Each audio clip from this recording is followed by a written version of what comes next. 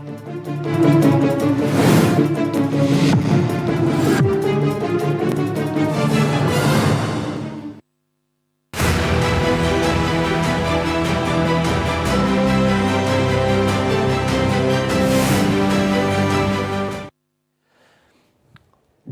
तिरुपति मंदिर के प्रसाद का मामला सामने आया था तो 5 की पड़ताल में सबसे पहले भारत एक्सप्रेस पर चर्चा करते हुए हमने ये बात रखी थी कि ये बात एक मंदिर तक सीमित नहीं रहेगी। और कुछ दिन बीते हैं, देखते ही देखते पूरे देश में कई जगहों पर मंदिर के प्रसाद को लेकर अलग अलग तरह के बयान देखने को मिल रहे हैं, जांच पड़ताल देखने को मिल रही है। आज इस पर बात करेंगे कि किस तरीके से प्रसाद की पवित्रता पर प्रश्न चिन्ह लग रहे हैं या प्रश्न उठाए जा रहे हैं। आंध्र प्रदेश के तिरुपति मंदिर में प्रसादम लड्डू में मिलावट का मामला जो है उसकी आंच अब पूरे देश में फैल चुकी है। इस मामले में एक तरफ सियासत खूब हो रही है, दूसरी तरफ संतों में आक्रोश भी है। हालांकि राज्य की चंद्रबाबू नायडू की सरकार ने एसआईटी जांच के आदेश दिए हैं, लेकिन रिटायर्ड जस्टिस की अध्यक्षता में स्वतंत्र जांच के लिए कई याचिकाएं सुप्रीम कोर्ट में पहुंच चुकी हैं। सनातन धर्म रक्षण बोर्ड बनाने की मांग करने वाले आंध्र प्रदेश के डिप्टी सीएम पवन कल्याण खुद को दोषी मानते हुए 11 दिनों के उपवास पर हैं। वहीं पूर्व सीएम जगन मोहन रेड्डी ने आरोपों को निराधार बताते हुए पीएम मोदी को पत्र लिखा है। यहां ये भी बता दें कि तिरुपति मंदिर के शुद्धिकरण के लिए बाकायदा अनुष्ठान किया गया। प्रसाद में मिलावट की आग उत्तर प्रदेश तक भी पहुंच चुकी है। तिरुपति मंदिर के भोग को लेकर उठे विवाद पर एफएसडीए के अलर्ट हो गया है और उसने प्रमुख मंदिरों के प्रसाद की जांच करानी शुरू कर दी है। मथुरा, लखनऊ, काशी समेत कई प्रमुख मंदिरों में इसके लिए जांच पड़ताल भी की गई है कि किस तरह का प्रसाद यहां पर बन रहा है, सैंपल लिए गए हैं। इसी बीच लखनऊ के मनकामेश्वर मंदिर में बाहर के प्रसाद पर बैन लगा दिया गया है। धार्मिक आस्था से जुड़े इस विवाद पर चर्चा करेंगे अपने मेहमानों के साथ, लेकिन उससे पहले ये रिपोर्ट।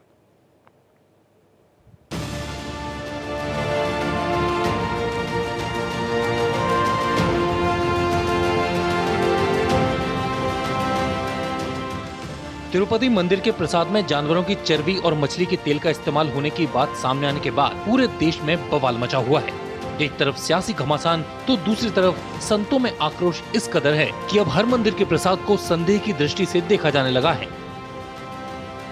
क्या लखनऊ, क्या काशी, क्या मथुरा, यूपी में प्रसिद्ध धार्मिक स्थलों पर प्रसाद की जांच शुरू कर दी गई है।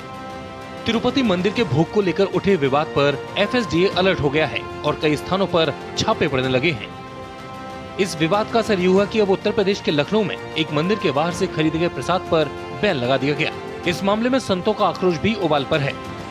अयोध्या के संत जगत गुरु राम दिनेश आचार्य ने इस मामले में कई सवाल उठाए हैं। जो पूरे विश्व का सबसे प्रख्यात मंदिर है और वहीं प्रसाद बनता है, जब उसमें इस प्रकार से बीफ और फिश ऑयल का प्रयोग किया गया तो मुझे लगता है अब तो सारे दुकानदार संदिग्ध हो गए और प्रसाद संदिग्ध हो गया। अब मैं तो यही चाहूंगा कि अब मंदिर स्वयं प्रसाद का निर्माण करे। वहीं इस मामले में सियासत भी अब कम नहीं हो रही। एसपी सांसद डिम्पल यादव ने कहा कि यूपी के मंदिरों में भी खाद्य विभाग की नाकामी सामने आई है। वृंदावन में भी सही किस्म के खोए का इस्तेमाल नहीं हो रहा है। सरकार बीजेपी की है तो उन्हें पूरी जिम्मेदारी के साथ काम कराना चाहिए। तो घी इम्पोर्ट होके आ रहा था बाहर से, जब बाहर से इम्पोर्ट होके आ रहा था तो ये जो जांच बैठी है तो ये बहुत ही गलत बात है। फूड अडल्ट्रेशन की बात है और कहीं ना कहीं ये फूड अडल्ट्रेशन की जो ये मुद्दा है, अभी हमने सुना है कि ये मथुरा में भी सुनने को मिला है कि वहाँ पे भी जो खोया दिया जा रहा है वो सही तरह का नहीं दिया जा रहा है। तो मैं समझती हूँ इसमें जांच बैठे और जल्द से जल्द ये कैसे सुधारा जाए इस पे काम किया जाए। यूपी बीजेपी के अध्यक्ष भूपेंद्र चौधरी ने कहा कि इस मामले की जांच होनी चाहिए, इसके पीछे एक षड्यंत्र भी हो सकता है।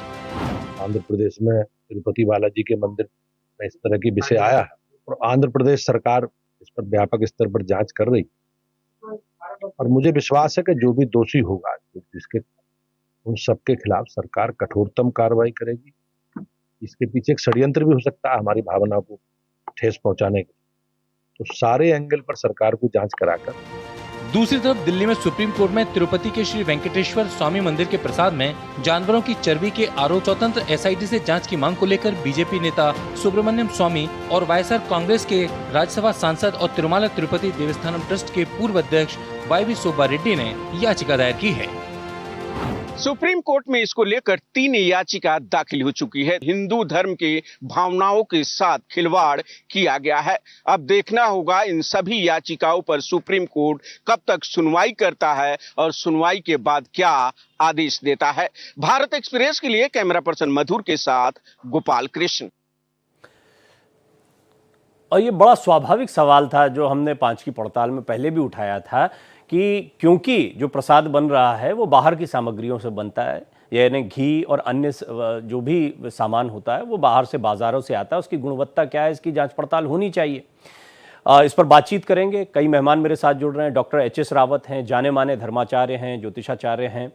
डॉक्टर रावत, बहुत बहुत स्वागत है। बहुत दिनों में चर्चा हो रही है डॉक्टर रावत से। आचार्य मदन जी हैं, अध्यक्ष विश्व हिंदू पीठ के।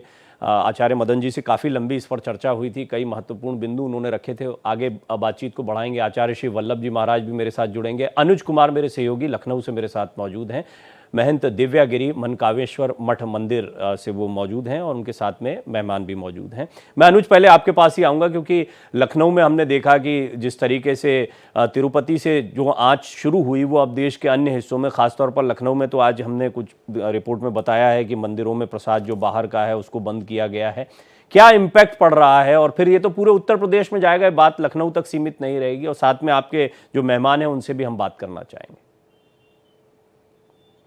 बिल्कुल परवीन, जिस तरह से आपने अपनी रिपोर्ट बताया कि तिरुपति बालाजी मंदिर से जो विवाद यानी जो मिलावट को लेकर जो आंच उठी वो उत्तर प्रदेश सहित तमाम देशों तक जाएगी और उसकी आंच जो आंच है वो जांच के तौर पे अब उत्तर प्रदेश के प्रमुख जो मंदिर है यानी लखनऊ के जो प्रमुख मंदिर है वहां पे FSDA यानी खास सुरक्षा विभाग लगातार जो भी नमूने हैं वो कलेक्ट कर रहे हैं और जांच के लिए लाइबिलिटी भेजा है। और ये देखिए लखनऊ का सबसे धार्मिक और सबसे मशहूर मंदिर है और मनकामेश्वर मंदिर, जिसकी बड़ी विख्यात और प्रख्यात के तौर पर माना जाता है। और यहाँ पे लगातार लाखों संख्या पे यहाँ पर श्रद्धालु भीड़ आते हैं और लगातार यहाँ पे भगवान भोलेनाथ के मंदिर पे अपना भक्त भाव करते हैं। और देख सकते हैं कि शिवलिंग पे किस तरह से पूजा पाठ का आयोजन किया जा रहा है। और ठीक इसके देखेंगे जो इस मनकामेश्वर मंदिर में जो नोटिस चस्पा किया गया है जिसमें खासतौर पर कहा गया है कि बाहर से लाए गए जो प्रसाद है वो गर्भगृह के भोग नहीं चढ़ाए जाएंगे। देखिए मंदिर में भोग हेतु अपने द्वारा बनाया गया प्रसाद सूखे मेवे ही गर्भगृह में चढ़ाए। बाजार से लाए गए प्रसाद तिरुपति बालाजी आंध्र प्रदेश की घटना के कारण प्रतिबंध किया जा रहा है। यानी ये अब प्रमुख मंदिरों में संज्ञान लेते हुए यानी जिस तरह से मिलावट की खबर आई अब उस तरह जो प्रमुख मंदिर है जहां पे ज्यादा आध्यात्मिक तौर पे माना जाता है वहां पे अब नोटिस चस्पा किया गया। मेरे साथ महंत दिव्यागिरी महाराज जी हैं। महाराज जी, आपने ये निर्णय लिया कि बाहर के प्रसाद यहाँ पे नहीं चढ़ाए जाएंगे, घर के ही चढ़ाए जाएंगे, ऐसा क्यों निर्णय लिया गया? जी, आंध्र प्रदेश के तिरुपति मंदिर में जो प्रसाद मामला आया उसका संज्ञान लेते हुए कि प्रसाद में शुद्धता बनी रहे और लखनऊ में ऐसा कोई भी हम लोगों को वो नहीं छोड़ना चाहिए कि यहाँ पे घटना दोहराई जाए। इस वजह से हम लोगों ने प्रसाद की शुद्धता बनी रहे, इसकी वजह से 3 नियम लिए हैं और अपील भी करी है आम दर्शनार्थियों से कि वो जो प्रसाद लाए या तो वो घर से बना हो, पहले ये आश्वस्त हो जाए कि वो घी शुद्ध है कि नहीं शुद्ध है। शुद्ध तो तभी हो सकता है जब आप घर से निकालते हैं। हमारी बहन माताएं अगर घर से निकाल के घी का प्रयोग करेंगे तो मुझे लगता है बेहतर। अगर वो नहीं हो पा रहा है, कोई ड्राई फ्रूट का जैसे मीठा पाक बनता है आप उसको भी यूज़ कर सकते हैं। नारियल है, श्रीफल है, किशमिश है, छुआरा है, इनको भी यूज़ कर सकते हैं। अगर ये भी आप नहीं कर पा रहे हैं, आपके पास समय नहीं है, तो आप सिंपल फल भी चढ़ा सकते हैं। अगर आप ऐसा करेंगे तो हमें लगता है जो प्रसाद हम देव स्थान पे ले जा रहे हैं वो शुद्ध होगा और उसकी शुद्धता बरकरार रहेगी। महंत जी, ये प्रसिद्ध मंदिर है, लखनऊ का सबसे पौराणिक इसकी मान्यता है, पर अब यहाँ भी प्रसाद बनाए जाते हैं और बड़े ही बारीकी से शुद्धता के साथ बनाया जाता है कि यहाँ पे भक्तों की काफी भीड़ लगती है जब सावन का महीना होता है। तो क्या यहाँ के जो प्रसाद बनाए जाते हैं उसको भी कुछ सैंपल वैम्पल खाद्य विभाग ने लिया? हाँ, देखिए जो भी अंदर मंदिर के बनेगा बड़े स्तर पे प्रसाद उसको हम लोग पूरा जांच कराएंगे। खाद्य विभाग से हम लोग ये अपील करते हैं कि जो भी प्रसाद वितरण के लिए जाएगा वो चेक होके ही जाएगा। और जो यहाँ अंदर बनता है वो प्योर देसी घी से इसलिए बनता है सावन शिवरात्रि में क्योंकि वो फलाहार का यूज करते हैं, वो आम सब्जी पूड़ी नहीं बनता है, उससे थोड़ी सी कैटेगरी उसकी अलग रहती है। तो हमें वैसे भी शुद्धता का ध्यान रहता है। अब चूंकि ये प्रकरण हो चुका है तो और शुद्धता का ध्यान रखना पड़ेगा और जांच के उपरांत ही ठीक है। अनुज, मैं आपके पास आऊँगा। ये बड़ी 2 महत्वपूर्ण बातें और सवाल आपने पूछे हैं और कुछ बातें करेंगे, लेकिन चलिए प्रसाद के बहाने ही सही शुद्धता के बारे में हम चर्चा तो कर रहे हैं। डॉक्टर रावत, प्रसाद हमारी आस्था से जुड़ा हुआ विषय होता है और हम उसके महत्व पर बहुत सारी बातें कर सकते हैं, लेकिन आज जो बात हो रही है वो हो रही है तिरुपति में जिस तरह से सैंपल लिया गया। और ये सैंपल जो है ये बात प्रसाद की नहीं है। प्रसाद में जो सामग्री इस्तेमाल हो रही है जैसे घी है या अन्य चीज़ें, ये बाजार से मार्केट से आती हैं और किसी भी मंदिर में आज होती है। अचानक से खबर के बाद में ये सारी जागरूकता तो देखने को मिल रही है। हालांकि मुझे लगता है ये पहले से सतर्कता होनी चाहिए थी, लेकिन फिर भी आप इसको कितना गंभीर मानते हैं, या एक खबर के बाद एक मुद्दा उठ गया और गर्मा गया, इस तक इसको सीमित माना जाए? प्रवीण जी, सबसे बड़ी बात है ये बहुत गंभीर है और सनातन हिंदू धर्म के लिए तो एक तरह से मरने वाली बात है। यानी ये मैं कहूं कि आज जैसे मैं तिरुपति बालाजी गया तो प्रसाद लेके आया, उस प्रसाद के बारे में आज उन बातों को सुन करके तो मुझे इतनी पीड़ा हो रही है कि मुझे ऐसे लगता है कि मुझे खुद ही इसमें प्रायश्चित करना चाहिए। क्योंकि ये जो लोग हैं ना वहां पर बैठे हुए हैं, इनको पता है इस बात का कि वो जो तेल है वो सस्ता आता है, वो घी है वो सस्ता आता है, और ये जो लोग टेंडर करते हैं कंपनियों को, इसमें कहीं ना कहीं ये लोग मिले हुए थे और इनके मिलने के कारण ये स्थिति पहुंची। अगर ये पहले से इस बात को ध्यान में रखते हैं कि भाई ये जो तेल घी आ रहा है, इस घी के इसमें पहले भी एक दो बार कहीं ना कहीं इस प्रकार की शिकायतें हुई थी। प्रवीण जी, एक साल पहले भी इस तरह का मुद्दा उठा था कि जो प्रसाद बन रहा है वो प्रसाद बहुत अच्छा नहीं है, उसमें कहीं ना कहीं स्मेल आ रही है, लेकिन उस मुद्दे को दबा दिया गया था और दोबारा से फिर ये स्थिति सामने आई है। इसका मतलब बहुत पहले से चल रहा है ये षड्यंत्र कहीं ना कहीं, और इसमें कमीशन खोरी रही है कंपनियों की। जिन कंपनियों को टेंडर दिए गए थे उन कंपनियों ने कहीं ना कहीं बहुत सस्ते में टेंडर दिए जो शुद्ध घी के हिसाब से नहीं थे। तो निश्चित तौर पर जब आप कंपनियों को टेंडर देंगे तो कंपनी इस प्रकार का भ्रष्टाचार तो करती हैं जब उनको ब्लैकलिस्ट कर दिया गया है। लेकिन बात यहां पर यह आती है कि वो कंपनी के लोग इन्वॉल्व हैं या इसमें ट्रस्ट बोर्ड जो है उसके लोग इन्वॉल्व हैं। हिंदू धर्म के जो वहां पर इतनी दूर से लोग जाते हैं, इतनी तपस्या करते हैं, इतनी श्रद्धा लेकर के जाते हैं, और उनके धर्म को इस प्रकार से भ्रष्ट करना क्या ये जायज है? तो मुझे लगता है कि ऐसे लोगों की फांसी के अलावा कोई सजा होनी ही नहीं चाहिए कि 1 लाख आदमी वहां पर उस मंदिर के अंदर जाता है, 1 लाख आदमी तपस्या के तौर पर 12-12 घंटे वहां पर खड़ा रहता है, तब जाकर के वो अपने भगवान के आराध्य के दर्शन कर पाता है। लेकिन वहां बैठे हुए कुछ लोग भ्रष्ट कर्मचारी या कंपनियों के साथ जिनकी सांठगांठ है वो इस प्रकार की बातें करते हैं, तो मुझे लगता है इन पर कठोर कार्रवाई की बहुत सख्त जरूरत है। और मैं तो सभी लोगों से यही कहना चाहूंगा कि भाई जिन्होंने प्रसाद लिया उन लोगों को इन कम से कम नवरात्रों के अंदर तो पूरे 9 दिन तक आपको पश्चाताप करना ही चाहिए, तो जाकर के, और साथ में दूसरे जो मंदिर है उनको भी अलर्ट हो जाना चाहिए, क्योंकि ये षड्यंत्र है। कहीं ना कहीं कंपनियों का षड्यंत्र भी हो सकता है, क्योंकि कंपनी भी कहीं ना कहीं दूसरे ऐसे लोगों से मिली हो सकती हैं कि जो लगातार हमारी रोटी पे थूक करके हमें रोटी देते हैं, यानी कहीं ना कहीं जूस के अंदर पेशाब मिला देते हैं। जहां हम कचौड़ी और जहां पर समोसे खाते हैं उसके अंदर बीफ मिला दिया जाता है। ये तो ऑन रिकॉर्ड है सारी चीजें, तो इस बात से डिनाई नहीं किया जा सकता डॉक्टर साहब क्या यह कहीं ना कहीं बहुत बड़ा षड्यंत्र होगा और इसमें उच्च स्तरीय जांच की आवश्यकता है। जी, ये आपने कुछ बिंदु रखे हैं और मैं जानता हूं कि आप इन विषयों पर काफ़ी लिखते हैं, काफ़ी बोलते हैं, तो ये आपके लिए थोड़ा सा चिंतनीय विषय भी बना। आचार्य मदन जी, हमने काफ़ी लंबी बातचीत, मुझे लगता है इसके कई मुद्दों पर हम बातचीत कर चुके हैं। मैं चाहूँगा कि थोड़ा सा अब बात को आगे बढ़ाते हैं। बात प्रसाद तक सीमित नहीं है, मंदिर की कंट्रोलिंग को लेकर हमने बोर्ड पर भी बात की थी, और जो बात डॉक्टर रावत ने उठाई है वो बड़ी अहम है, क्योंकि ये बात एक विषय की नहीं है, ये बहुत मंदिर ये कोई व्यवसाय का केंद्र नहीं हो सकता, ये कोई राजनीति का केंद्र नहीं हो सकता, ये आस्था का केंद्र है, और लोग बड़ी एक शुद्ध मनोभाव से यहाँ पर जाते हैं, और उसकी शुद्धि पर कोई प्रश्न चिन्ह लगे तो ये बड़ा गंभीर विषय हो जाता है। ऐसे में राह क्या निकाली जाए, और ये तो फिर एक तरीके से एक बड़ा आंदोलन इस पर चलना चाहिए, आप लोगों को एक बड़ा आंदोलन खड़ा करना चाहिए। डॉक्टर प्रवीण जी, आपने आस्था और शुद्धि की बात कही है। देखिए, ये जो स्थान है तिरुमाला, ये साधारण मंदिर नहीं है, ये महाविष्णु, हम यहाँ कहते हैं कि वहाँ महाविष्णु का निवास स्थान है। ये तिरुमाला साक्षात वैकुंठ का ही अवतरण है। तो ये केवल मंदिर ही हमारे लिए पूजनीय नहीं, इसकी इस पर्वतमाला का एक एक कण हमारे लिए पवित्र है। और मैं जब वहां रहा हूं, मुझे देखा है कि वहां पर वराह सूअर जो है वो ऐसे घूमते हैं और वहां पे कुछ ना कुछ अन्न ग्रहण करके चले आते हैं। कोई उनको मारता नहीं है, वो जंगल से आते हैं और मंदिर के आसपास भ्रमण करके जो भोजन प्रसाद मिला ग्रहण करके चले आते हैं।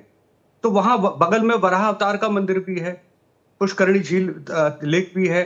देखिए, जब इतने पवित्र स्थान है, इतनी मान्यताएं हैं, तो ऐसे में सुअर की चर्बी से मिला हुआ घी का तेल वहां चढ़ाया जाता है, तो कितनी बड़ी हिंसा की गई है, कितना बड़ा अपराध किया गया। और जिन्होंने वो प्रसाद ग्रहण किया है, चाहे मैं हूं या कोई भी लोग हो, हम लोग, अगर अभी एक नेता ने कहा कि घोषणा की 11 दिन तक वो प्रायश्चित करेंगे, उपवास करेंगे, देखिए अभी प्रायश्चित का समय नहीं है, पहले दोषियों को दंड दिया जाए, और ये दंड ऐसा है कि जो अक्षम्य है फिर भी दंड देना जरूरी है। और बहुत बड़ी बात कह दे तो जब तक उनका दंड, दोषियों को दंड नहीं मिलेगा, तब तक भगवान विष्णु आपके इस प्रायश्चित को स्वीकार नहीं करेंगे। पहले दोषियों को दंड दिया जाए और ऐसी प्रबंध व्यवस्था की जाए कि भविष्य में कोई ऐसा दुस्साहस करने का सोचे भी ना, तब जाके हम प्रायश्चित करें। प्रायश्चित का विधान क्या होगा उस पर फिर अलग चर्चा होगी, क्योंकि जो खा लिया है, ग्रहण कर लिया, वो आपके शरीर का हिस्सा बन गया। जैसा खाए अन्न वैसा खाए मन, वो आपके मन का भी हिस्सा बन चुका है। अगर वो मिलावट सत्यता पाई गई है, इतनी गंभीर चीज है, तो उसका प्रायश्चित कोई साधारण उपवास से नहीं होगा।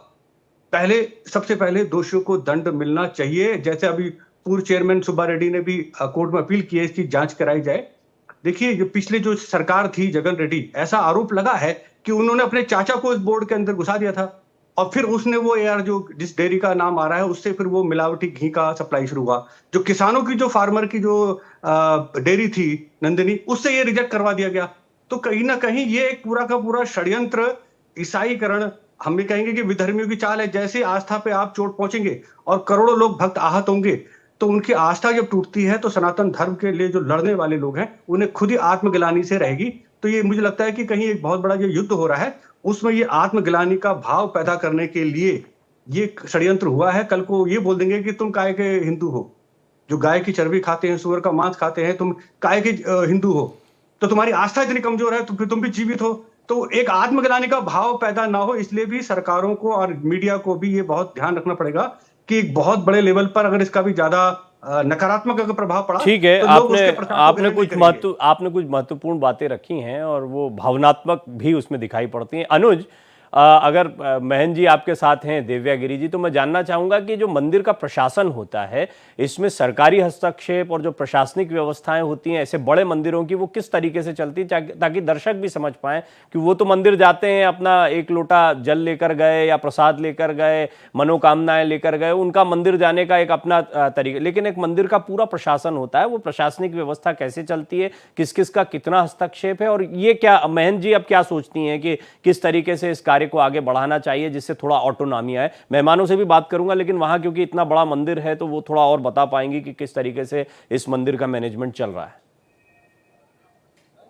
बिल्कुल, भगवान भोलेनाथ जी का मनकामेश्वर मंदिर है और भक्तों की लगातार ये भीड़ है, और भीड़ से अंदाजा लग सकता है कि कितना मतलब प्रसिद्ध मंदिर है। लगातार भक्त आ रहे हैं, प्रसाद चढ़ा रहे हैं, और मंदिर की आस्था, और आप जिस हिसाब से रिपोर्ट दिखा रहे हैं कि हर एक व्यक्ति के हाथ में लोटा है, जल है और दूध है और प्रसाद है, और लोगों का भीड़, कतारें, लंबी लंबी कतारें इस बात की गवाह कहती है कि आस्था सबसे बड़ी चीज़ है। जब इस तरह की खबरें आती हैं मिलावट को लेकर, जब की होता है जिसमें कि मतलब उसमें चर्बी पाई गए, तो कहीं ना कहीं आस्था सबसे बड़ी चोट होती है। और देखिए कतारें, देखिए ये लंबी लंबी कतारें, अभी 5:30 बज रहे हैं और भक्तों की कतारें लगातार बढ़ रही, क्योंकि हर भगवान अपने प्रभु के पास जाता है, प्रभु अपने भगवान के पास जाके आशीर्वाद मांगता है, और ये आस्था ही सबसे बड़ी है। अगर उसमें कोई चोट पहुंचाता है तो सबसे बड़ा मतलब ये कहते नहीं कि मतलब खतरा है लोगों के लिए। मेरे साथ मैं दिव्या गिरी जी, एक सवाल है कि ये जो मंदिर व्यवस्था होती है और मंदिर व्यवस्था में प्रशासनिक व्यवस्था क्या होती है, और बाहर की प्रशासनिक व्यवस्था कितना दखल होता है?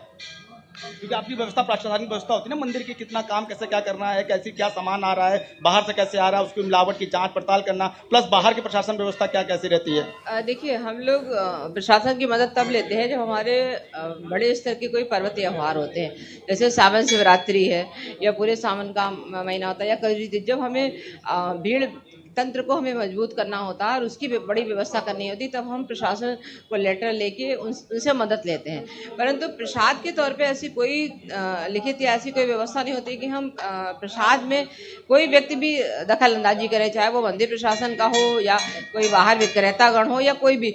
अभी तक कोई ऐसा मामला आया नहीं। मंदिर प्रशासन होता है ना, हर चीज की देख रेख होती है, भक्त कैसे जा रहे हैं, कैसे बना रहे हैं, प्रसाद की कैसे गुणवत्ता की जांच हो रही है, तो मंदिर प्रशासन कितना बड़ा रोल रहता है कि मंदिर की जो की आस्था है वो बनी रहे, किसी तरह की कोई भी आँच ना है। देखिए, अगर किसी की शिकायत होती है तो हम लोग ऐसा करते हैं, खाद्य विभाग को लिखते हैं, वो आके सैंपल लेता है, जांच लेती है। मगर जांच उस टाइम का, जैसे जो ताज़ा मामला है, जैसे अभी का अगर आप उदाहरण के तौर पे देखें तो अभी जांच होगी तो हो सकता है प्रसाद अच्छे स्तर पे बना के रख दिया जाए, मगर ये सतत ही अच्छा चले, इस पे कार्य होना चाहिए। और आपको ये मालूम है कि भ्रष्टाचार हर स्तर पे होता है, किसी को बचना है कोई भी नियम लागू हो सकता है और कैसे भी करके वो बच सकता है, मगर जब भगवान या भोग या हमारे थ्रू अगर कोई कार्य हो रहा है तो ये हमारे आंतरिक हमारे आत्मा का मामला है, वो कैसे सुधरे ये हर व्यक्ति का एकल प्रयास होना चाहिए। जी। और ये प्रयास हो कि किस तरह हम शुद्धता के साथ में भगवान के भोगों को गर्भगृह तक पहुंचाए। जी। मंदिर की क्या रिस्पॉन्सिबिलिटी, क्योंकि मंदिर में आए और भक्तों को सही प्रसाद मिले, सबसे बड़ी बात है मंदिर अपनी कितनी बड़ी रिस्पॉन्सिबिलिटी अदा करता है कि भक्त आए आस्था के साथ आए, किसी तरह कोई मिलावट ना हो, किसी तरह कोई खतरा पैदा ना हो और किसी तरह की कोई चोट ना पहुंचे, तो मंदिर अपनी किस तरह की जिम्मेदारी निभाता है?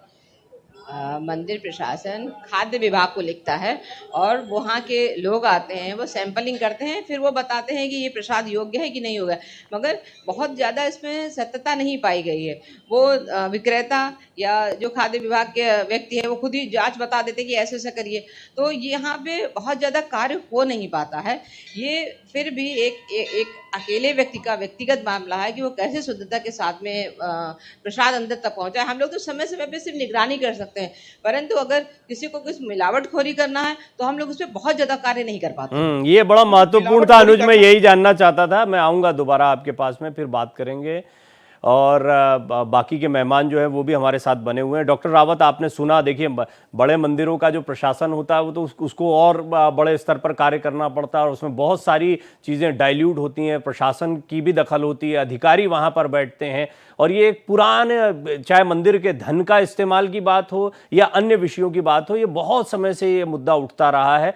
आपको लगता है कि अब जो पवन कल्याण डिप्टी सीएम जिस मांग को उठा रहे हैं कि एक सनातन रक्षा बोर्ड बनना चाहिए, वो 11 दिन के प्रायश्चित पर भी बैठ रहे हैं, लेकिन ये सब पॉलिटिकल ना होकर सचमुच आपको ऐसी कोई आवश्यकता महसूस होती है? और अगर ऐसा कोई बोर्ड बनता है तो फिर उसकी विश्वसनीयता, उसकी कार्यशैली जो है वो पारदर्शी रहेगी, ये कैसे सुनिश्चित होगा? देखिए डॉक्टर साहब, सबसे बड़ी बात है कि बोर्ड बनना चाहिए, इसमें तो कोई दो राय नहीं है, बोर्ड बनना चाहिए। और बोर्ड में जो धार्मिक लोग हैं, जो बड़े बड़े हमारे विद्वान लोग हैं, जो बहुत ही ज्यादा धर्म के साथ उनकी आस्था जुड़ी हुई है। एक होती है आस्था, बाहरी दिखावी आस्था होती है कि भाई चलो हम मंदिरों के दर्शन करने चले गए हैं और 4 धाम घूम करके आ गए हैं और फेसबुक के ऊपर, ट्विटर के ऊपर अपनी फोटो डाल दी हैं, ये दिखाने के लिए कि हम एक आस्तिक आदमी हैं और साथ में हम दर्शन करने जाते हैं।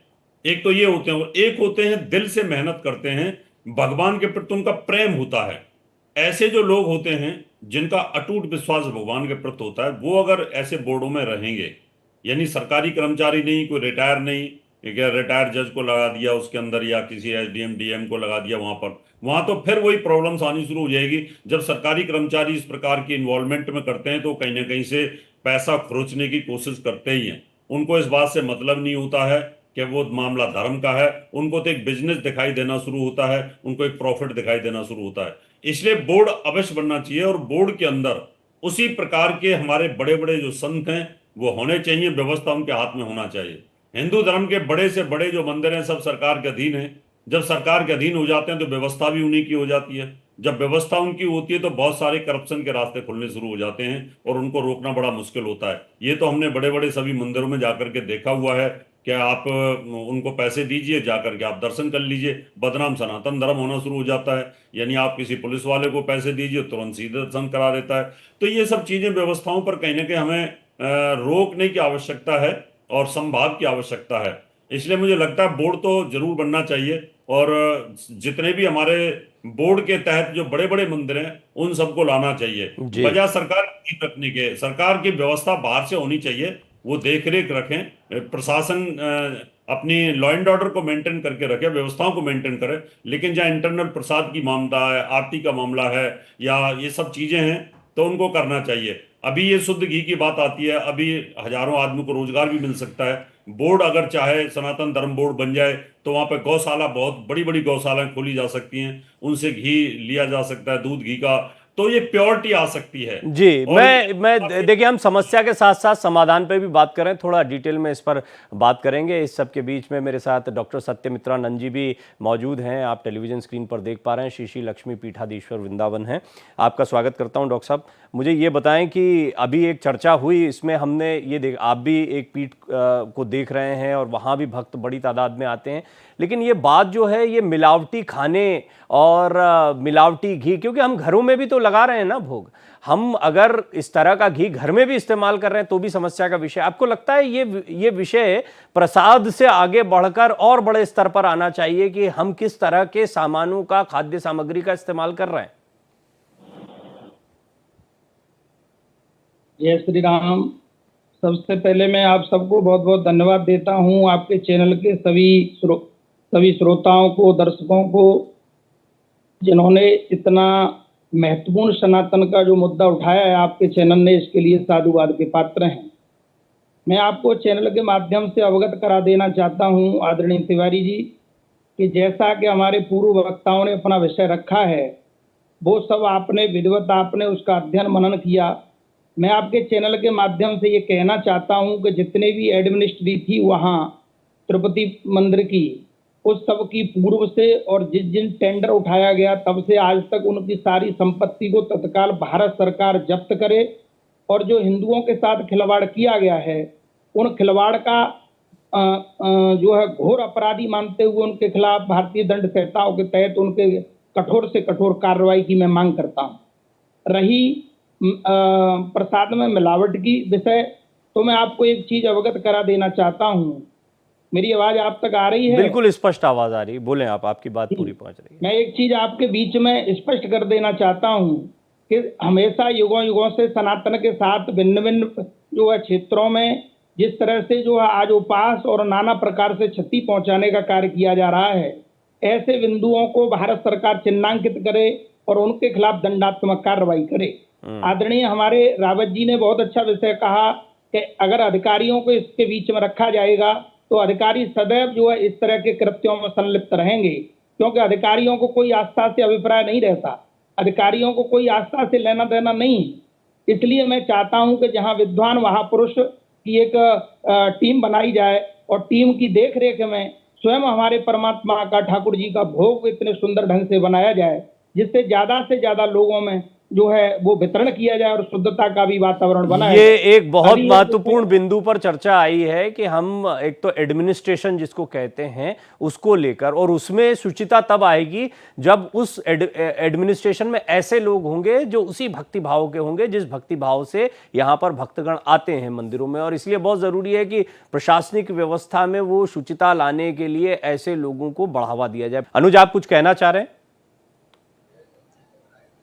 बिल्कुल प्रवीण जी, अभी महंत गिरी जी से बात हुई और जो कि तमाम तरह की उन्होंने बातें बताई कैसे क्या प्रसाद का, पर यहाँ पे भक्त भी हैं, उन्होंने का गंभीर सवाल खड़ा किया। यानी भक्त जो दर्शन करने आते हैं मनकामेश्वर मंदिर में, उन्होंने कहा कि मंदिर में ऐसी व्यवस्था की जाए जिससे कि उनकी आस्था और जिससे शुद्धता उनकी बरकरार रहे। मैं भक्तों जान लेते हैं आखिर उनका सबसे बड़ा गंभीर सवाल या आरोप क्या है। आप लगातार कुछ गंभीर आरोप लगा रहे हैं, सवाल खड़ा करके लगा रहे हैं, बल्कि मंदिर पर मेरी अकूट श्रद्धा है और विगत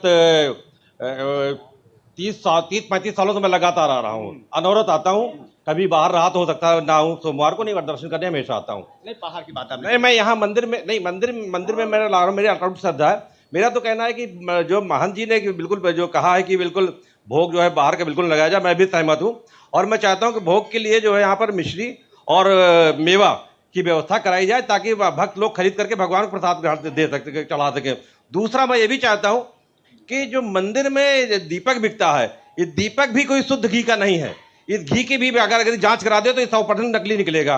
इस घी की इसको बंद कराएं, और या तो अगर घी की दीपक जलाया जाता है, कपूर का दीपक हमारे यहाँ शुद्ध होता है, भगवान शंकर कपूर की आरती की जाती है, कपूर के क्यों ना कराया जाए। मैं भी चाहता हूँ महान जी से निवेदन करूंगा कि इसकी व्यवस्था ये भी कराएं ताकि भक्तगण अपनी श्रद्धा भी कर सके और अपना कार्य भी कर सके। बिल्कुल घी को लेकर सवाल खड़ा है, पर डॉक्टर प्रवीण जी घी को लेकर सवाल खड़ा है और कहा है कपूर से ही आरती क्यों ना कराए, क्योंकि घी में कहीं ना कहीं मिलावट है। अन्य हम भक्तों से बात कर लेते हैं, आखिर उनके कितने जहन में सवाल है, क्योंकि इन्हीं के सवालों का जवाब तलाशने के लिए सबसे बड़ी डिबेट बैठी है। अभी कहा गया कि जो बाहर के जो घी है वो कहीं ना कहीं मिलावट है और उससे कहीं ना कहीं दिक्कत पैदा होती है, क्यों ना कपूर से की जाए। तो आपका क्या रिएक्शन है, आप क्या सोचते हैं भक्त के तौर पर? घी की शुद्धता के बारे में केवल इतना ही कहना है कि हम जितने भी भक्त आते हैं सब विश्वास के ऊपर लेते हैं, और चूंकि एक ऐसा कांड हो चुका है कि विश्वास पूरा हिल चुका है, अब घी के ऊपर तो प्रश्न खड़ा ही होता है। आप क्या कहना चाहेंगे, जिस तरह से अभी आंध्र प्रदेश में जिस तरह के आप तिरुपति बालाजी मंदिर में जिस तरह की घटना निकल के आई मिलावट को लेकर, तो आपके अपने सुझाव क्या है? नहीं, बहुत गलत है, जो हुआ हो बहुत गलत हुआ है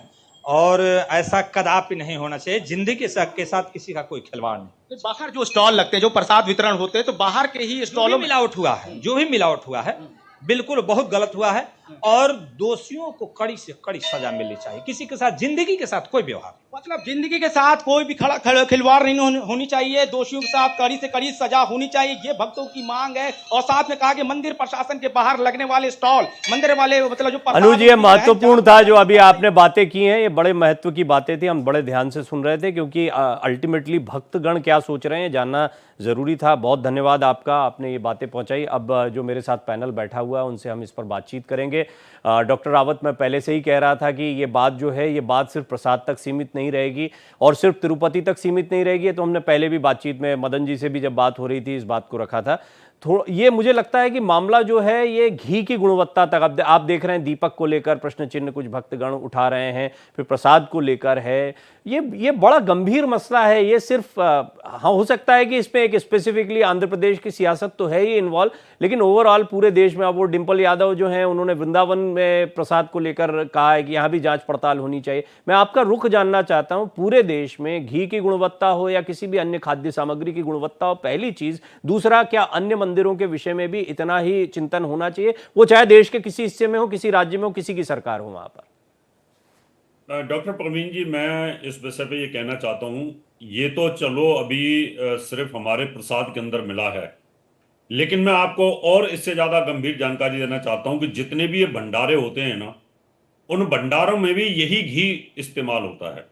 बड़े बड़े भंडारे हो रहे हैं, लोग लगा रहे हैं, उनको पता नहीं होता।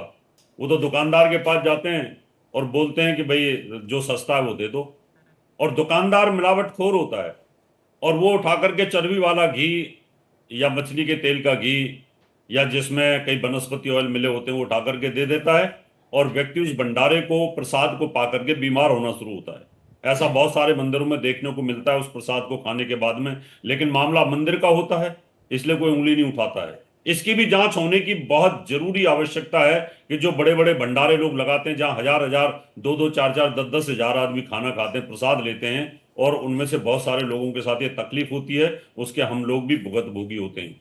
और इसके अलावा जो उन्होंने कहा दीपक का घी, निश्चित तौर पर दीपक के घी के अंदर मिलावट मिलती है, इसमें कोई दो राय नहीं है। एक शुद्ध गाय के घी का आप दीपक जलाइएगा घर के अंदर तो घर में पूरे के अंदर एक महक आ जाती है। और अगर आप मार्केट का, बाजार का लेके आइए, हवन में, यहां तक जो हवन करते हैं उसमें चर्बी का घी मिलता है। डॉक्टर साहब, ये तो बहुत बहुत बड़ा रैकेट है।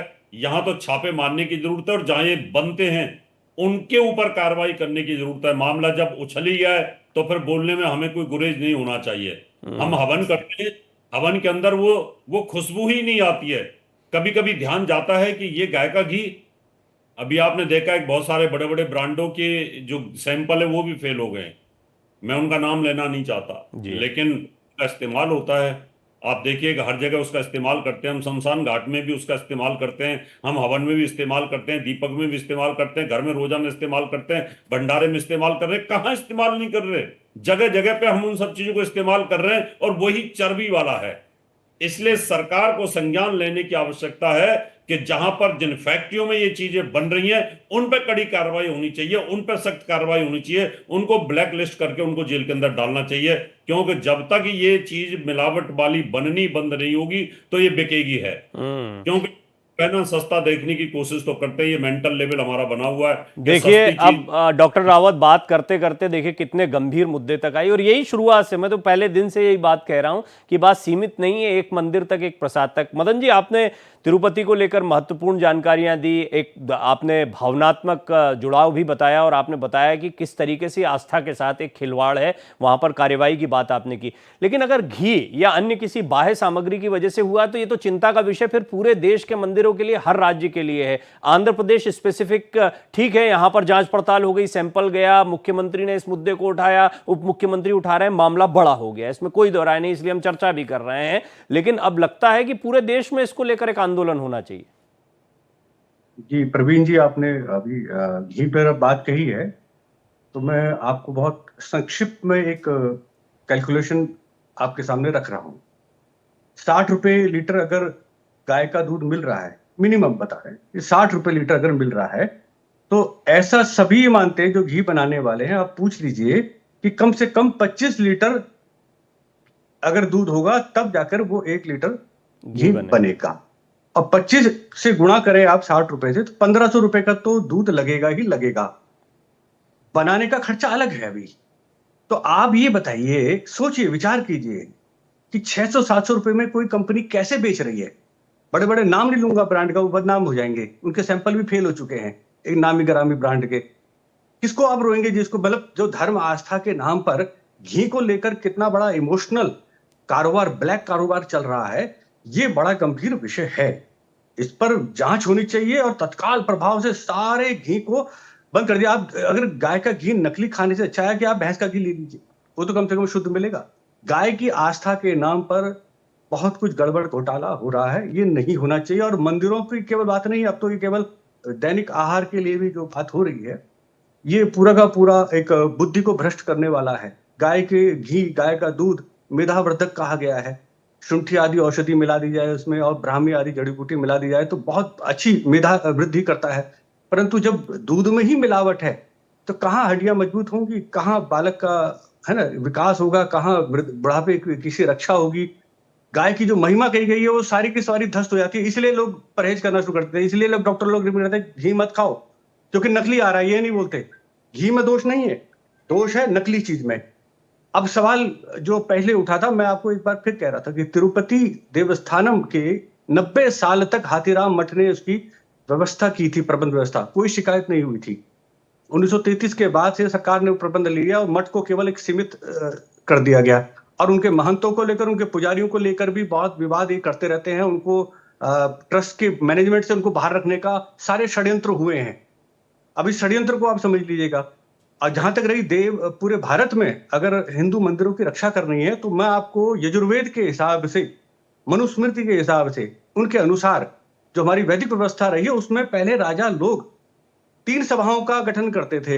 एक राजार्य सभा जो पूरी राजनीतिक व्यवस्था, सेना इत्यादि और जो विदेश व्यापार, वो सारा का सारा उसमें रहता था। व्यापार भी रहता था, विदेश नीति भी रहती थी, युद्ध का सारी की सारी व्यवस्था उसके अंदर। दूसरी व्यवस्था होती थी, दूसरी सभा जो होती थी वो विद्यार्य सभा, कि गुरुकुलों का जब तक पूरा एक एजुकेशन सिस्टम जब पूरे राज्य में, पूरे राष्ट्र में एक नहीं होगा, एक व्यवस्थित नहीं होगा, तब तक कोई बच्चा संस्कारित नहीं हो सकता। तीसरी जो सभा होती थी वो थी धर्मार्थ सभा, कि दो धर्म के मामलों को ले एक अलग विभाग हुआ था। और ये बड़ा महत्वपूर्ण है, 1/3 का रेशो है।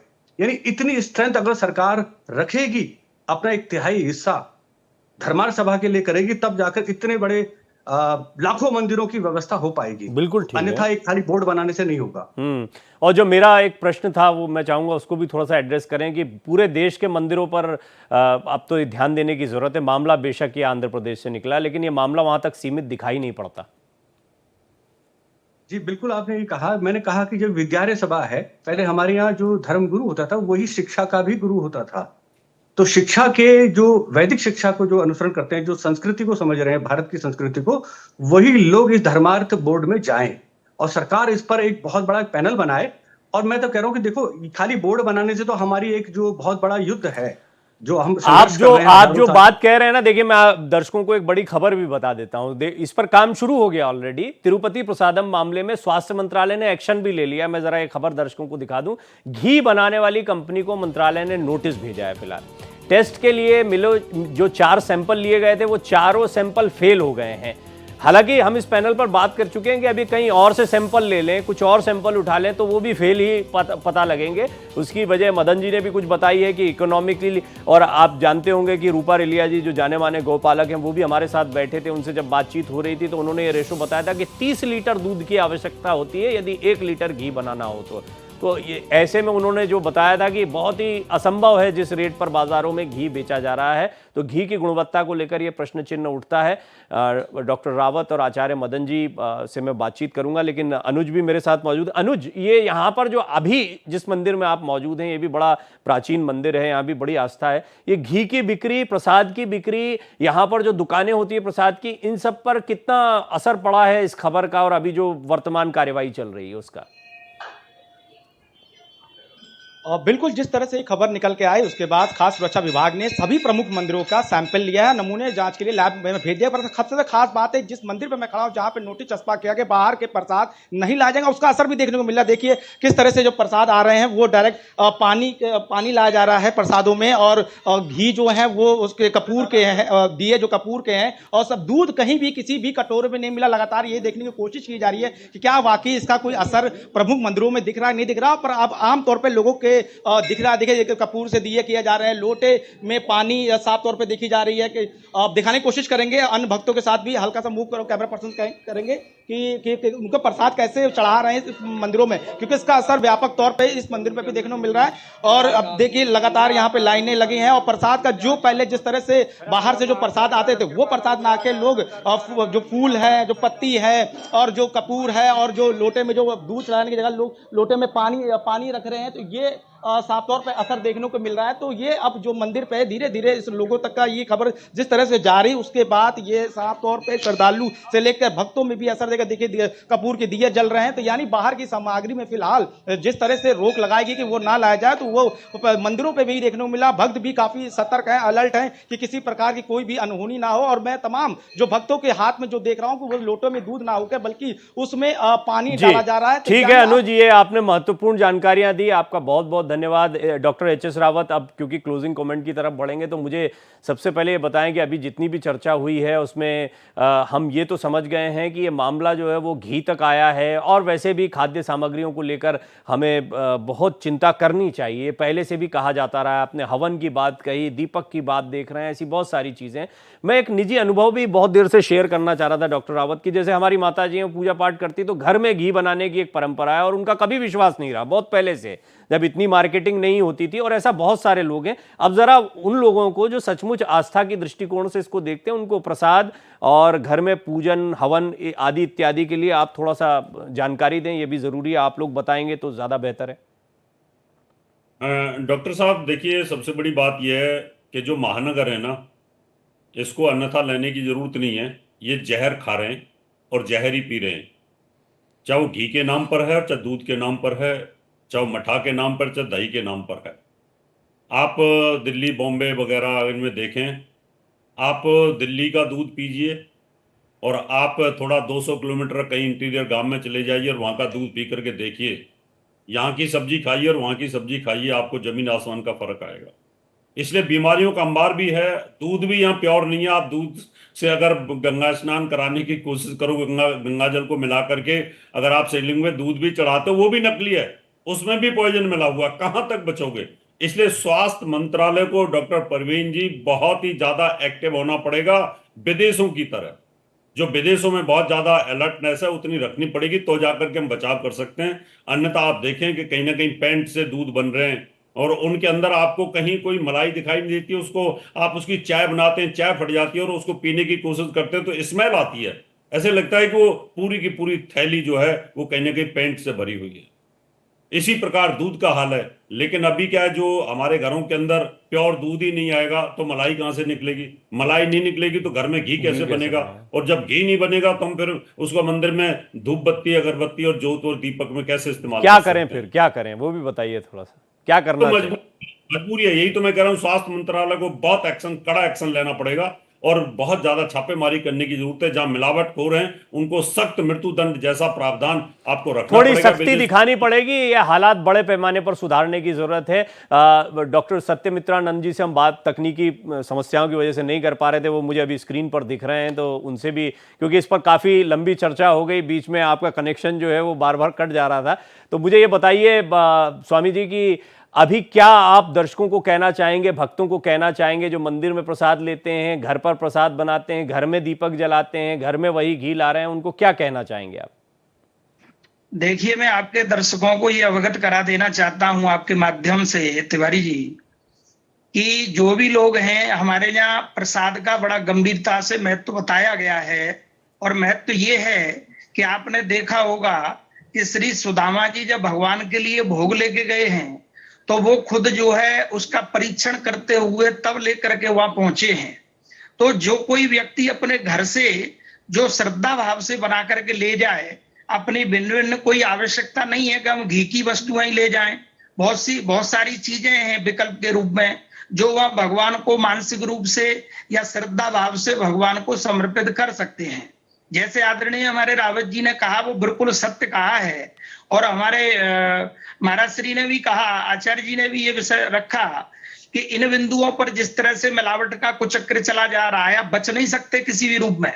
और क्योंकि आज इतनी गंभीर समस्या उत्पन्न हो गई है कि कोई भी वस्तु बिना मिलावट के बनाई नहीं जा रही है, तो मैं यही केवल कहना चाहूंगा कि अधिक से अधिक इन सब से बचने के लिए भगवान को मानसिक रूप से अपने घर से जो भी शुद्धता का वातावरण बन सकता है, जो अपना स्वयं विश्वास हो, वही भगवान को केवल भोग लगाने का प्रयत्न करें। और मैं आपके चैनल के माध्यम से मांग करता हूं कि तात्कालिक प्रभाव से जिन लोगों ने जो षड्यंत्र रचे हैं गंभीरता में, उनको अभी मैं उनका समर्थन करता हूं आदरणीय रावत जी का, जिन्होंने जो है ये बात कही कि मृत्युदंड तक का प्रावधान होना चाहिए। बस मृत्युदंड और कठोर कार्रवाई भारत में नहीं होती, इसीलिए मिलावटखोरों का जो है, और एक तरह से कहें तो षड्यंत्र के तहत जो जिस तरह से दिन दूना रात चौगुना जो व्यापार बढ़ रहा है, उसकी देन है। मैं ज्यादा कुछ नहीं कहूंगा, केवल आपके दर्शकों को ये नहीं, बहुत महत्वपूर्ण है। देखिए, मुझे अच्छा लगा कि ये चर्चा प्रसाद जो धार्मिक आस्था का विषय है उससे शुरू होकर एक बड़े परिप्रेक्ष्य में जा रही है। एक बड़ा ये विषय बहुत बड़ा है। ये विषय जो है वो प्रसाद तो है ही महत्व की बात। हालांकि आपने बड़ी सुंदर बात कही, प्रसाद का जहां तक प्रश्न होता है वो मनोभाव ज्यादा होता है, आपका मन कितना शुद्ध है ये ज्यादा महत्व का विषय है। और फिर उसके बाद तो फिर जब हम भौतिक चीजों से दूर जाते हैं तो क्या ही प्रसाद और फिर क्या कोई क्रिया प्रक्रिया। लेकिन इस सब से ऊपर उठकर मन की शुद्धि और मन की शुद्धि के बीच में जो प्रथम चरण है कि आप मंदिरों में जा रहे हैं और उस मनोभाव को पाने के लिए जा रहे हैं, वहीं पर मामला गड़बड़ा जाए तो दिक्कत होती है। मदन जी, थोड़ा सा आप भी अगर दर्शकों को संबोधित करते हुए कुछ कहना चाहें, कोई सलाह देना चाहें कि ऐसे समय पर अपनी धार्मिक आस्था को और अपने विश्वास को कैसे मजबूत रखें, प्रसाद को लेकर, हवन को लेकर, घी आदि इत्यादि को लेकर। देखिए प्रवीण जी, ये बहुत चर्चा तो हो चुकी है। मैं इतना कहूंगा कि हम लोगों को प्रायश्चित करना चाहिए, परंतु पहले दोषियों को दंड देना चाहिए, क्योंकि भगवान विष्णु का, महाविष्णु का ये स्थान है और यहाँ से 3 लाख लड्डू रोज बनते थे, निर्माण होता था उनका। अब इसका कितने पूरे अगर टेन्योर को लें, अगर पिछली सरकार का, एक लंबे समय तक कितने लड्डुओं का वितरण हो चुका, कितने लोगों का भोग लोगों ने दूषित रूप अपने को दूषित कर लिया है, तो ये बड़ा क्षमा योग्य नहीं है। मृत्युदंड वगैरह की बात नहीं है, ऐसा कोई दंड होना चाहिए सार्वजनिक रूप से कि कोई दोबारा से ऐसा दुस्साहस करने का सोचे भी ना। मेरा ये निवेदन है, पहले दंड बाद में प्रायश्चित, क्योंकि भगवान आपका प्रायश्चित अभी ग्रहण करेंगे नहीं, क्योंकि आप प्रायश्चित करके शांत हो जाएंगे, क्यों आपकी तो शुद्धि हो गई है। परंतु अभी जब तक वातावरण और व्यवस्था शुद्ध नहीं होगी लंबे समय तक के लिए, तब तक के लिए हमारा जो अभियान है रुकना नहीं चाहिए। आपके चैनल को बहुत बहुत धन्यवाद देता हूं कि ये मैंने देखा कि अभी पैनल पर एक महत्वपूर्ण बिंदु तो ये नहीं, सभी जिस पर कह रहे हैं, डॉक्टर रावत से शुरुआत हुई, स्वामी जी ने भी ये बात कही, आप भी कह रहे हैं कि कठोर दंड का प्रावधान होना चाहिए, कठोरतम दंड इसमें होना चाहिए। अच्छा, डॉक्टर रावत जो है वो ज्योतिष और धर्म के साथ साथ में बहुत वैज्ञानिक तरीके से चीज़ों को समझाते हैं, उनको कई दर्शक फॉलो करते हैं, पढ़ते रहते हैं। तो डॉक्टर रावत, मुझे ये थोड़ा चलते चलते बहुत संक्षेप में मैं चाहूँगा कि आप ऐसा दर्शकों को समझाएं कि जैसा मैंने कहा मन का विषय होता है, अध्यात्मी पूरा मन का विषय, हमारा पूरा दर्शन शास्त्र, हमारे षड दर्शन इसी ओर इंगित भी करते हैं। लेकिन फिर हम देखते हैं कि मंदिरों का, पूजा पाठ का, कर्मकांड का भी अपना महत्व होता है। तो ऐसे में शुद्धता, शुचिता को लेकर उन्हें प्रसाद के लिए क्या भाव मन में रखना चाहिए, वो थोड़ा सा आप बताएं। देखिए, प्रसाद, हमारी जो सोच रहती है, सभी जितने भी वहां पर भक्तगण जाते हैं, ये रहते हैं भगवान का मिल जाए, भगवान का चढ़ा हुआ मिल जाए, भगवान का चरणामृत मिल जाए, किसी तरीके से बिहारी जी का मिल जाए, तिरुपति बालाजी का मिल जाए, माँ वैष्णो का मिल जाए, तो हम उसको लेके आते हैं और उसमें हमारी पूरी श्रद्धा एकाग्र रहती है और श्रद्धा से मनोबल बढ़ता है, मन और आत्मा की एकाग्रता होती है। लेकिन अगर वही दूषित हो जाए, अब देखिए इस न्यूज को सुनने के बाद में पूरा शरीर विचलित हो रहा है, यानी एक एक रोम विखंडित हो रहा है, उनको ऐसे शरीर को ऐसे लग रहा है हाय ये क्या हुआ, ये कैसे, कितना अपराधियों ने क्या अपराध कर दिया है, जहां पूरे वर्ल्ड की इतनी बड़ी श्रद्धा है और हम इतना प्यार से प्रसाद लेके आते थे और आज वो उसमें चर्बी है, उसमें मछली का तेल है, ये तो धर्म भ्रष्ट कर दिया, हाय ये कैसे कर दिया। अब ये बद्दुआ निकल रही है, यानी जब मन और आत्मा एकाग्र होती है तो बद्दुआ निकलती है, और ये जितने भी लोग वहां गए हुए हैं उन सबकी बद्दुआ इनको छोड़ेगी नहीं किसी भी कीमत पर। तो इस प्रकार का पैसा और इस प्रकार से जो भगवान के नाम पर जो प्रसाद चढ़ता है उसमें घिनौनापन, ये कहीं ना कहीं लोगों की बद्दुआ जो लेते हो ना, वो कहीं ना कहीं जो मार के छोड़ेगी, इसलिए ये काम नहीं करना चाहिए। और जो श्रद्धालु लोग हैं उनको ये ध्यान रखना होगा, अगर आपको ऐसा लगता है भगवान को ही प्रसाद चढ़ाना है तो अपने घर से सूजी का हलवा है, खीर है, पूड़ी है, जो भी है शुद्ध, यानी शुद्ध जो बना के ले जा सकते हो, जो आपके पास जो शुद्ध चीज है उसको आप वहां पर चढ़ा सकते हैं। और लाने की कोशिश तो बहुत सोच समझ करके आपको लाना पड़ेगा, क्योंकि जब आप लेके आते हो तो श्रद्धा रहती है, श्रद्धा भाव, वैसे तो श्रद्धा से सबसे बड़ी कोई चीज है तो नहीं, श्रद्धा सबसे बड़ी उत्तम चीज होती है, लेकिन फिर भी ध्यान रखने की आवश्यकता है आगे। और मैं तो कहता हूं स्वास्थ्य मंत्रालय से अब जितने भी मंदिरों पर जो प्रसाद की सप्लाई जो टेंडर के माध्यम से हो रही है उन सब की जांच होनी चाहिए। जी, ये आपने एक इम्पॉर्टेंट पॉइंट कहा ये, और मुझे लगता है चर्चा को विराम देने का भी सही समय है, क्योंकि कुछ महत्वपूर्ण बिंदु निकल कर आए हैं इस चर्चा में। सबसे अहम बात ये है कि ये मसला जो है ये ठीक है, मंदिर के प्रसाद और भावनात्मक रूप से तो ये और गंभीर हो जाता है और चिंतनीय हो जाता है, लेकिन वैसे भी आमतौर पर बाजारों में क्या कुछ मिल रहा है इसको लेकर ज़्यादा सतर्कता और कठोरतम कानून कार्यवाही की आवश्यकता है। कड़ी से कड़ी सजा मिलावटखोरों को मिलनी चाहिए। दूसरा, जहाँ तक बात प्रसाद की है, तो वो फिर अगर घी अगर गड़बड़ आ रहा है बाजार से, तो क्या आप हवन कर रहे हैं, क्या आप दीपक जला रहे हैं, क्या आप प्रसाद बना रहे हैं, सब में वही चीज़ डाल रहे हैं, जो कि अब सैंपल सारे फेल होते चले जा रहे हैं। ये मामला आगे बहुत बढ़ने वाला है और निश्चित तौर पर इस पर बड़ी कार्रवाई की आवश्यकता है। आप सभी मेहमानों का बहुत बहुत धन्यवाद। डॉक्टर रावत आपका धन्यवाद, आचार्य मदन जी आपका धन्यवाद, डॉक्टर सत्यमित्रानंद जी आपका धन्यवाद, अनुज आपका बहुत धन्यवाद। आपके साथ जितने भी लोग अब आए थे उनका भी हम धन्यवाद देना चाहेंगे। आप लगातार हमारे साथ बने रहे।